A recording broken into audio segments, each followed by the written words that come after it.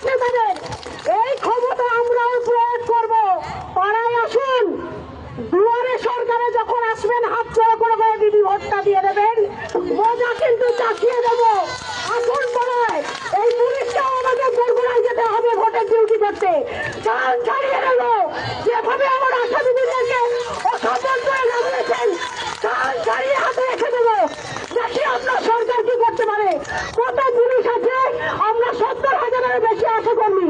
সে কথা বলতে কিন্তু আজকে এখানে আসিনি। আমরাও কারোর সন্তান, কারোর স্ত্রী, কারোর বোন, কারোর মেয়ে। অসম্মান করার অধিকার আপনাদেরকে কে দিয়েছে? 12 মাস মাইনে পান না আপনারা, 13 মাস মাইনে পান 12 মাস কাজ করে। গুঁড়ো পাচ্ছেন বলে এত ক্ষমতা? আমরা গুঁড়ো দিতে পারি না, আমাদের তো পকেটে থাকে না। 5,250 টাকা মাইনে পাই আমরা। চন্দ্রিমা ভট্টাচার্য মাননীয় মন্ত্রী বলছিলেন গতকালকে যে আমরা নাকি কোন রকম জানাইনি কোথাও, আমরা নাকি 8,000 10,000 পাই। ফাইল তো এখনো মুখ্যমন্ত্রীর দোরগোড়ায় পর্যন্ত পৌঁছাননি, 6 মাস ধরে যাচ্ছে। আমি দায়িত্ব নিয়ে বলছি ফাইলটা আমায় দিন, আমি মন্ত্রীর কাছে পৌঁছে দিয়ে আসবো। দয়া করে আপনাদেরকে আর ফাইল পৌঁছাতে হবে না, নিজ গুণে ক্ষমতায় বলছি আমি পৌঁছে দেবো। দিন ফাইলটা আমাদের। আপনারা আমাদের জন্য কিছু বলেন না, দাড়ি থেকে চাবানি পর্যন্ত শুধু পকেট গরম করতে শিখেছেন আপনারা। এই জিনিস কিন্তু আর সহ্য করব না। নাবালিকা নয় আমরা কারোর মা, কারোর বোন, কারোর স্ত্রী, কারোর মেয়ে। আমাদের সম্মান যদি লুণ্ঠিত হয় তাহলে কিন্তু মজা চাখিয়ে দেব। প্রতি মাস কাজ করে যাচ্ছি 365 দিন, দিন নেই রাত নেই। ফেসবুকে কোথাও কোথাও দেখছিলাম কিছু কিছু দাদাদের বড় জ্বালা ধরেছে, বড় জ্বালা লাগছে। আপনারা তো বুধবারে একটা দিন ডিউটি করেন, তোর বাপের কি? একটা দিন করি, 18 দিন করি, আমি বুঝবো। সরকার আমাকে সেই জন্য রেখেছে, তোকে জমা খরচ দেওয়ার জন্য নয়। মাঝে মাঝে অমনি চুলকে উঠলো, একটা মন্তব্য করে ফেললাম, আশারা জলে মরুক আর কি। তোর বাড়ি প্রতিদিনকে বেকায়দা করবে, দেখে নেবে সবাই। কিন্তু ফেসবুকে মুখগুলো দেখে, মালটাকে আমরা চিনে রাখলাম। এই জিনিস কিন্তু সহ্য করবো না দিদিরা। আপনারা এতটা কষ্ট করে এসেছেন, কালকে যথেষ্ট অসম্মানিত হয়েছেন, তারপরেও কিন্তু আপনারা আজকে এসছেন। আপনাদেরকে স্যালুট দিই, আমি স্যালুট করি আমি আপনাদেরকে। কারণ এই স্ট্যামিনাই আপনাকে আজকের দিনে এগিয়ে নিয়ে যেতে সাহায্য করবে। 2019 সালে লাগাতার আন্দোলন করার পরেই কিন্তু আমরা বোনাস আয়ন করেছিলাম দিদিরা। যারা নতুন তারা জানেন না, কিন্তু পুরনো দিদিরা চটি ঘষে গেছে, গায়ের শেওড়া পড়ে গেছে, তকমা লেগে গেছে আমাদের। আমরা এসবে আর ভয় পাই না। কে কি বললো থোড়াই কেয়ার করি।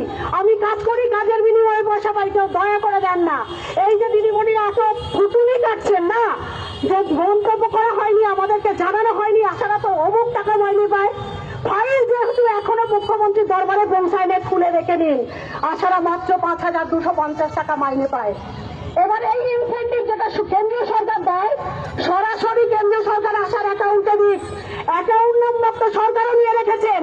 তাহলে কেন রাজ্য সরকারের ক্যাঙ্গেল হয়ে আমাদের যেতে হবে?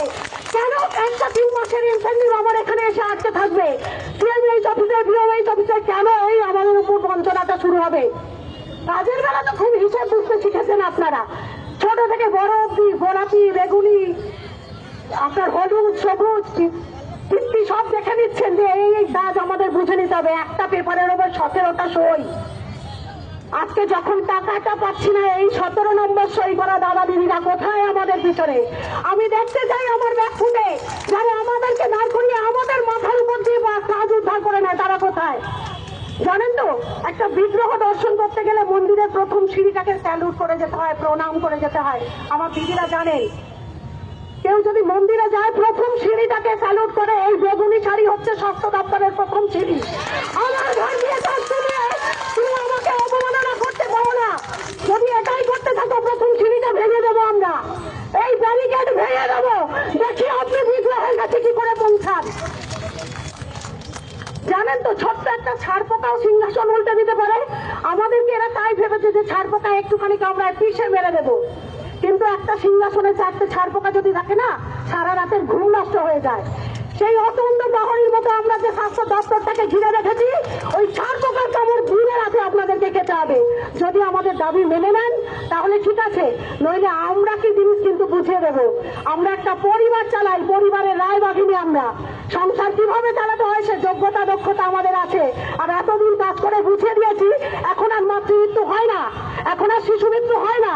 কিন্তু যদি হয় জানবো এই সরকারের দায়ী হচ্ছে। আমরা ন্যূনতম দাবি জীবনে চেয়েছিলাম, সামান্য দাবি আমাদের বলিনি 1,00,000 টাকা করতে হবে। আপনার মন্ত্রীরা গদিতে যে বসছেন সেই গদির সোফাটা একটু উঁচু করতে হবে, তার জন্য তাদেরকে বাড়িয়ে দেওয়া হলো মাইনে। মন্ত্রীর একটা বউ আছে, আবার একটা পাশে বান্ধবী রাখতে হবে, তার জন্য তার মাইনে বাড়বে। আমার আশা দিদিরা তার বয়ফ্রেন্ড বানাতে যাচ্ছেন না, তাহলে তাদের টাকা তারা মাসের পর মাস আটকে রাখবে কিসের অধিকারে?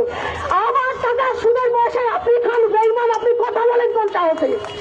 এই দাঁত মুখ কিন্তু ভেঙে দেবো যদি কাজ আমাদের না হয়েছে। আর যারা আমাদের উপর অত্যাচার করার সাহস দেখান তাদেরকে হুঁশিয়ারি দিচ্ছি, সাবধান।